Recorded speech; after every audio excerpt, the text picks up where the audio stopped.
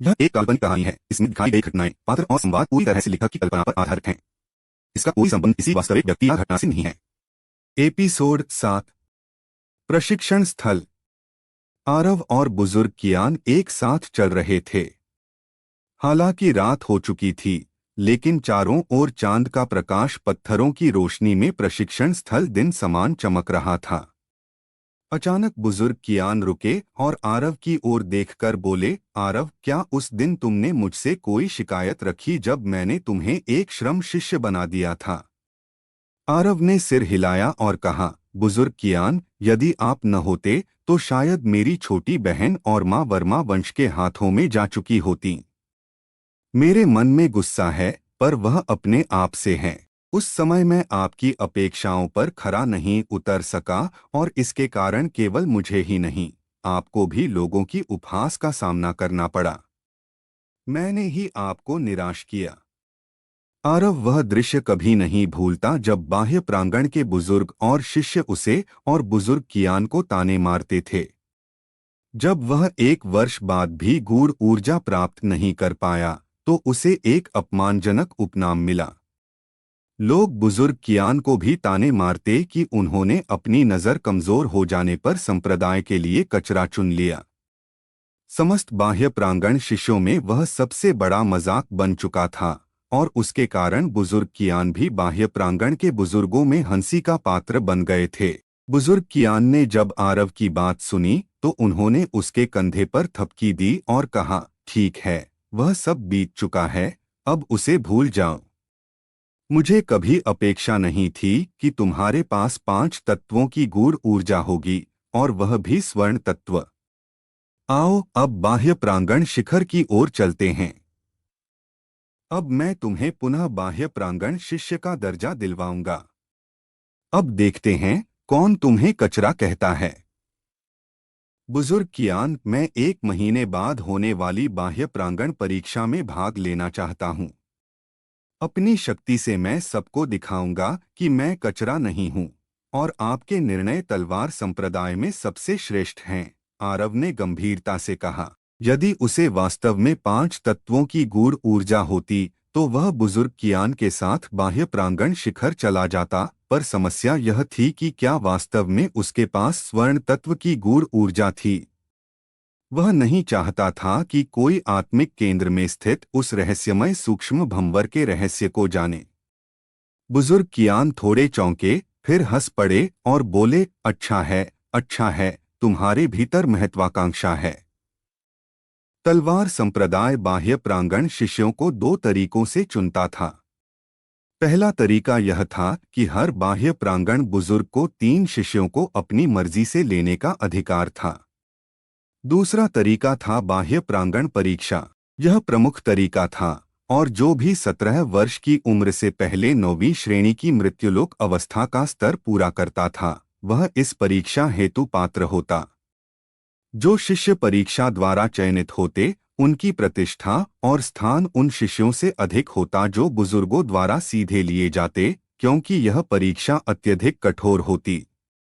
इसमें न केवल शक्ति बल्कि समझदारी और स्वाभाविक प्रतिभा भी जरूरी होती।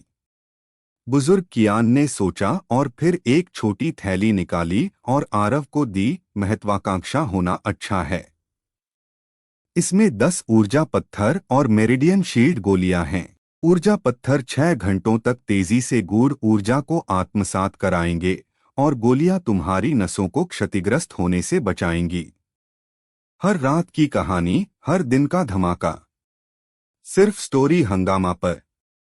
तो अभी सब्सक्राइब करें और बेल आइकन दबाएं, क्योंकि अगली कहानी आप मिस ना कर पाए। आरव ने थोड़ी देर तक सोचा, फिर वह थैली ले ली और गंभीरता से कहा, बुजुर्ग कियान, चिंता मत कीजिए, मैं इस बार आपको निराश नहीं करूंगा। उसे बुजुर्ग कियान का सहयोग स्वीकार करने में कोई झिझक नहीं हुई, क्योंकि उसके पास अब संसाधनों की सख्त जरूरत थी। बुजुर्ग कियान ने मुस्कुराकर सिर हिलाया, मुझे यकीन है कि किसी के पास 5 तत्वों की गूढ़ ऊर्जा हो तो उसकी साधना की गति तेज होगी। मुझे नहीं पता तुम्हारे शरीर में पहले क्या बाधा थी, लेकिन अब तुम में कोई बाधा नहीं दिखती। मेहनत से साधना करो और बाह्य प्रांगण परीक्षा में शीर्ष 10 स्थान प्राप्त करो, ताकि उन पुराने लोगों को दिखे कि असली कचरा कौन है। इतना कहकर बुजुर्ग कियान के स्वर में कुछ क्रोध आ गया। शीर्ष 10 स्थान, आरव ने धीमे स्वर में कहा। क्यों?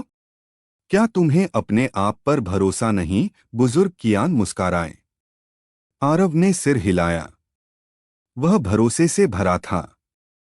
उसका लक्ष्य केवल बाह्य प्रांगण शिष्य बनना नहीं था, बल्कि आंतरिक प्रांगण में पहुंचना था। पहले वह ऐसा सोचना भी नहीं चाहता था, पर अब जब उसके आत्मिक केंद्र में वह रहस्यमयी सूक्ष्म चक्रवात था और उसके साथ उसकी मेहनत, तो वह विश्वास से कह सकता था कि वह आंतरिक प्रांगण शिष्य बन सकेगा। परंतु वह रास्ता तब खुलता जब वह पहले बाह्य प्रांगण शिष्य बनता। आरव ने सोचकर कहा, बुजुर्ग कियान, मुझे आपसे कुछ निवेदन करना है। कहो, बुजुर्ग कियान ने उत्सुकता से पूछा। आरव ने दक्षिण शांति नगर के वर्मा वंश द्वारा अपनी बहन को निशाना बनाए जाने की बात बताई। पहले वह खुद सब संभालना चाहता था, पर अब उसका बल अपर्याप्त था, इसलिए उसे बुजुर्ग कियान की सहायता की आवश्यकता थी। बुजुर्ग कियान कुछ क्षण मौन रहे, फिर बोले, अगर मैं गलत नहीं हूं तो वह वरुण वर्मा जो हाल ही में बाह्य प्रांगण में शामिल हुआ है, उसी वर्मा वंश से है। इसी कारण से उन्होंने मेरी चेतावनी की अवहेलना की। वरुण वर्मा? बुजुर्ग कियान बोले, हाँ, वह वही है जिसने अभी परीक्षा में तीसरा स्थान पाया और केवल 1 महीने में ही बाह्य प्रांगण रैंकिंग में 29वें स्थान पर पहुंच गया। कुछ आंतरिक प्रांगण के बुजुर्ग उसे नोटिस करने लगे हैं। 29वां स्थान। आरव की आंखों में गंभीरता आ गई।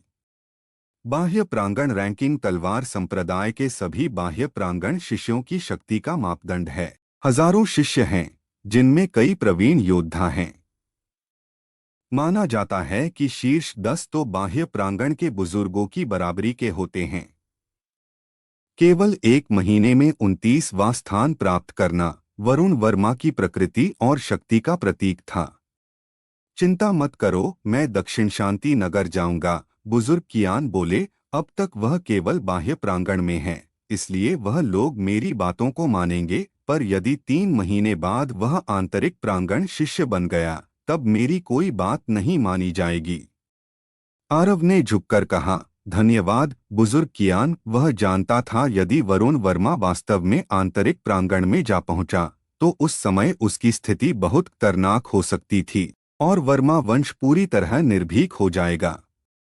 यदि उसे वर्मा वंश को भयभीत करना है, तो उसे वरुण वर्मा से अधिक बल और प्रतिष्ठा प्राप्त करनी होगी, और उसके पास केवल 3 महीने थे। बेटा, अगर वरुण वर्मा ने 29वां स्थान प्राप्त कर लिया है, तो वह अब प्रथम स्वर्ग अवस्था में पहुंच चुका है। तुम्हें कठिन परिश्रम करना होगा, वरना न केवल अपने परिवार की सुरक्षा, बल्कि स्वयं की जान भी मुश्किल में पड़ सकती है। बुजुर्ग कियान ने गंभीरता से कहा। प्रथम स्वर्ग अवस्था। आरव की आंखों की पुतलियां सिकुड़ गईं और उसने मुट्ठियां भींच लीं। मृत्युलोक अवस्था और प्रथम स्वर्ग अवस्था के बीच अंतर बहुत विशाल होता है। खासकर प्रथम स्वर्ग अवस्था के योद्धा का गूढ़ ऊर्जा सुरक्षा कवच एक साधारण मृत्युलोक योद्धा के बस का नहीं होता। प्रथम स्वर्ग है ना? अब और जी जान से मेहनत करनी पड़ेगी। आरव ने अपने भीतर की दृढ़ता को महसूस किया। बुजुर्ग कियान मुस्कुराए जब उन्होंने देखा कि आरव भयभीत नहीं हुआ। उनके लिए आरव का स्वभाव और दृढ़ता ही वह कारण था जिसने उसे 3 स्थानों में से एक दिया था। उसके बाद आरव ने शीत समीर खाई में साधना छोड़ अपने कमरे में जाकर 5 तत्वीय तंत्र चिन्ह विद्या को पढ़ना शुरू किया। यदि वह तंत्र बना सकता, तो यह उसकी ताकत में भारी वृद्धि कर सकता था। जैसे जैसे वह इस विद्या में तंत्रों के विषय में पढ़ता गया, वह और अधिक चकित होता गया, क्योंकि उनके प्रभाव अत्यंत अद्भुत थे।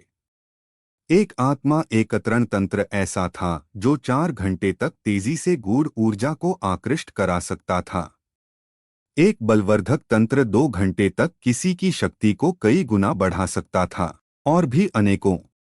आरव अब स्वयं एक तंत्र बनाना चाहता था। बहुत कठिन तंत्र नहीं, उसने बलवर्धक तंत्र का चयन किया। पर आरंभ करते ही उसे आभास हुआ कि तंत्र बनाना जितना आसान सबको लगता है, उतना है नहीं। फिर भी उसने साहस नहीं छोड़ा और निरंतर प्रयास करता गया। अगले कुछ दिन बुजुर्ग कियान के कारण उसे श्रम काम नहीं सौंपा गया, जिससे उसे अधिक समय मिला। वह या तो शीत समीर खाई में साधना करता या तंत्र विद्या का अध्ययन करता। एक दिन जब वह अपने कमरे में तंत्र विद्या पढ़ रहा था, एक श्रम शिष्य उसमें आया। वह गंभीर था और बोला, बड़े भाई आरव, एक महत्वपूर्ण बात बतानी है। क्या बात है? आरव को आश्चर्य हुआ। श्रम शिष्य कुछ ठिठका, फिर बोला, विक्रम का चचेरा भाई शायद लौटने वाला है। सब जानते थे कि आरव के कारण विक्रम की दबंगई समाप्त हुई थी, इसलिए वे नहीं चाहते थे कि आरव को कोई क्षति पहुंचे। विक्रम का चचेरा भाई, आरव ने भौहें चढ़ा दी। श्रम शिष्य ने सिर हिलाया और कहा जा रहा है कि वह पहले से ही मरणशील अवस्था के 8वें स्तर पर पहुंच चुका है। जब उसे पता चलेगा कि विक्रम तुम्हारी वजह से खदान भेज दिया गया, तो वह तुम्हारे पास जरूर आएगा। आपको सावधान रहना चाहिए। 8वां स्तर। आरव की आंखें संकीर्ण हुईं। कुछ सोचने के बाद उसने 50 स्वर्ण मुद्राएं उस श्रम शिष्य को दी और कहा, धन्यवाद, यह तुम्हारे लिए है। आगे भी यदि कोई जरूरी सूचना हो तो जरूर मुझे बताना। श्रम शिष्य उत्साह से बोला, निश्चिंत रहिए बड़े भाई आरव, भविष्य में यदि कोई खबर मिले तो सबसे पहले आपको बताऊंगा। ऐसा कहकर वह चला गया। आरव की आंखें कमल सी संकुचित रहीं और उसने धीरे से कहा, 8वीं श्रेणी, और मैं अभी केवल 4थी श्रेणी पर हूं, और मेहनत करनी होगी। अब क्या होने वाला है आगे सुनते रहिए सर्वशक्तिमान हमारे चैनल स्टोरी हंगामा पर।